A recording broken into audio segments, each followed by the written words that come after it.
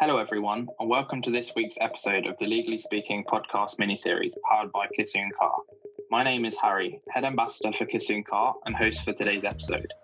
Today, I am delighted to be joined by our guest feature, LLB and LPC graduate and future trainee solicitor at Womble, Dickinson, Simran Mann. Hi, Simran. Thank you for joining us on today's episode. Thank you so much for the opportunity. Really excited to be here. Simran graduated from the University of Bristol in 2018, completing 3 vacation schemes and receiving 3 training contract offers. She later achieved a distinction in her LPC and is currently working as a paralegal. She is due to commence her training contract in March 2021 in Womble, Dickinson's London office.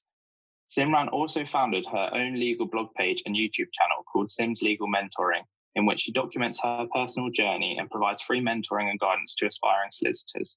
I wanted to start by asking you about your legal career so far and your achievements to date. What was the secret behind securing 3 training contract offers? So gaining 3 training contract offers was obviously something that didn't happen overnight. There was a lot of resilience involved, and I think that was the main secret behind it. I was rejected from a vacation scheme at PwC, so I was back at square one doing applications all over again. And it was really difficult to, think that you had the TC right at your fingertips and then watch it slip away was just something that took a while for me to get over. So I really do think resilience played a part, not even in, picking yourself up, doing applications again, but also recognizing that every single step of the way, you may not be successful, but it opens the doors and opportunities for something else. I definitely kind of adopted a mindset of throughout the course of the year, basically, that I would not stop until I received a training contract offer. And I think another secret that I had in terms of gaining my 3 training contract offers was being very self-critical and putting your ego and pride aside sometimes and just really absorbing every piece of feedback that comes your way. I do get that sometimes when you get rejected from things, you're feeling very bitter, quite upset. And, that's very natural to feel. But when you start looking at your application and thinking, okay, where can I start improving? Where are the weak points? Then you start realizing that you are becoming more and more successful in your applications. And I think the final thing that really kind of helped me in securing my training contract offers, particularly in the application stage, was emphasizing the importance of all types of experience, whether it be legal, non-legal, or personal. I've talked about this in a YouTube video once where I was asked a question in an interview and I provided quite a personal situation as an answer rather than talking about legal or non-legal. And I think it just presented me as a human. So don't be afraid to use all aspects of your life in your applications. And I think that was one thing that really made me stand out. Absolutely. What would you say the main obstacles you faced on your legal journey were? I think one of the main ones, and I think this is quite topical in the legal field right now, is imposter syndrome. Obviously, I was sat there at assessment centres and interviews surrounded by other really talented candidates thinking, oh my God, this one's an Oxford student, this one did a PhD, and just looking at yourself and thinking, how in hell am I going to compare to this? And that kind of mindset really detrimented my performance when it went to assessment centres and interviews, because I would go into interviews thinking about those other people outside of the room rather than thinking about myself and my qualities and, how I was a strong candidate.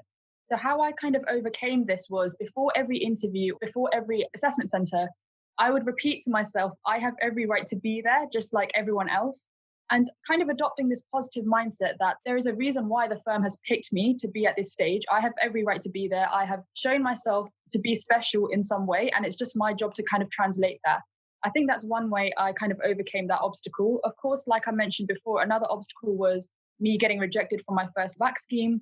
Being back at square one was not ideal. And also at that moment in my life, I had another grad job offer, but this was for a tax advisor. After 2 weeks, I decided accounting was not for me. I didn't like it. And I took a massive risk and moved to a completely new city to do a new paralegal job. And I think that was a big obstacle for me because I didn't have to take that risk. Becoming an accountant would have been, a very comfortable salary. I would have had a comfortable life, but it wasn't really something that was engaging to me.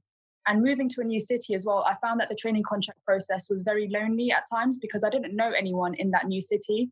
So I think that was another obstacle that I faced. And I think it's one of the reasons why I've created my legal blog now. I want to create that sense of community and that people aren't alone in the process. Of course. And I think your experience, obviously, through the training contract process and applying for VAC schemes, that can really help boost your confidence. So I'm sure that really benefited you. How did you decide which firm was right for you in that process? So while I was at university, I knew I wanted to go down the corporate commercial kind of law firm, so the city law firm.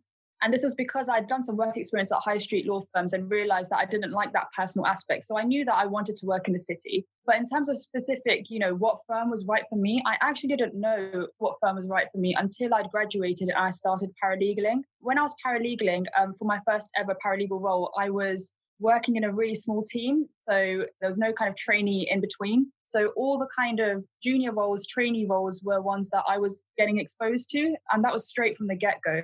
That really made me realize that I want to be a part of a firm where they have a small trainee intake. And I think it was really, really important for me to not be known in the firm as the trainee in real estate or the paralegal in litigation. I wanted people to know me by my name, and I wanted to have that first name basis with partners and those higher up in the legal hierarchy, as it were. So that's why I went for firms that had that small intake, because I wanted that personalized training contract experience where I can build personal networks with the people that I work with. But I still wanted that international aspect where I'll be working with lawyers and colleagues all across the globe. So that really drew me to US law firms. With Womble Dickinson in particular, it was more so the VAC scheme that really sold it to me. Everyone there was really wholesome, supportive. And I think one thing you've got to remember when you're on a vacation scheme, it's a two-way street. In the same way that they're interviewing you and testing you as a candidate, you're testing the firm and finding out whether they're right for you. And I think I certainly did that. And I found that Womble's was the right firm for me. Everyone was so supportive and wholesome, and I could imagine myself working there. So what I would really say in terms of deciding what firm is right for you is putting yourself out there, going to open days, insight days, networking with members of the firm on LinkedIn, for example, especially in this virtual climate. I think that would really help in terms of putting feelers out there for what kind of themes of firms are right for you. Of course. What elements along the way in relation to the application process did you find most difficult? I think in terms of the elements that I found most difficult, it was, I think I've mentioned this before, in terms of you think you've mastered one stage of the process. So I thought I'd mastered the application stage, and then I get to the video interviews and realize, okay, this is significantly weak for me as well. Or, going to the practice stage test, getting rejected from that stage as well. So every step of the way, you're just thinking you have a positive, and then it comes straight down because you get rejected after the next stage. I was someone who learned by practice as well. So it took me many, many goes for me to master every single stage at a decent level. I would say Watson Glaser was my biggest enemy. I didn't enjoy Watson Glaser at all. But I think the way I overcame that was practice, practice, practice. I used a website called Job Test Prep. You do have to pay for a subscription, but if you go like halves with a friend, for example, and share the password, for example, I feel like it can get significantly cheaper and affordable. And what I did was I went through every single question, learned the logic, make sure that I had the logic of every single section clued up in my head, and then did the questions again. So essentially rinse and repeat. And I think also assessment centers were quite difficult at first because there's loads of different things you can get involved in, like negotiation exercises, case study interviews. But for me, again, as well, the same thing that I can just give in terms of advice is practice.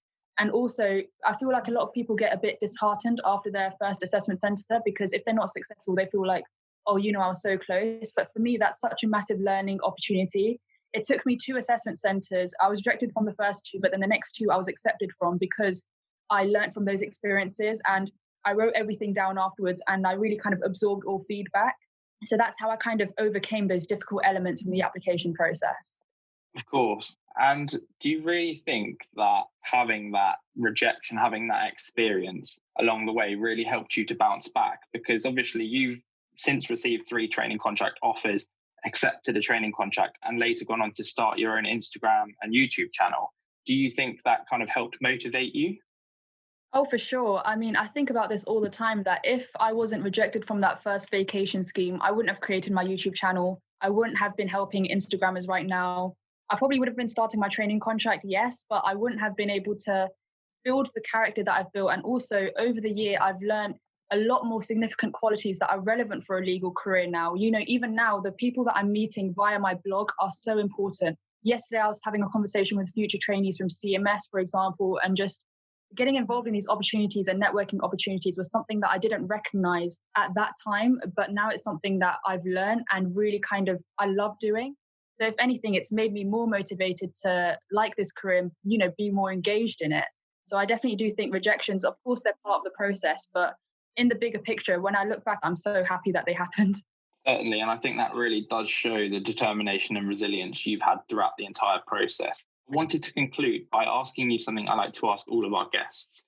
What changes do you think need to be made within the legal profession to make a career in law more accessible? I think just speaking from personal perspective, firstly, diversity and inclusion is something that I feel very strongly about. And I feel in order to make the legal profession more accessible to everyone, diversity and inclusion shouldn't be performative measures. It should be something that's actively implemented within every firm.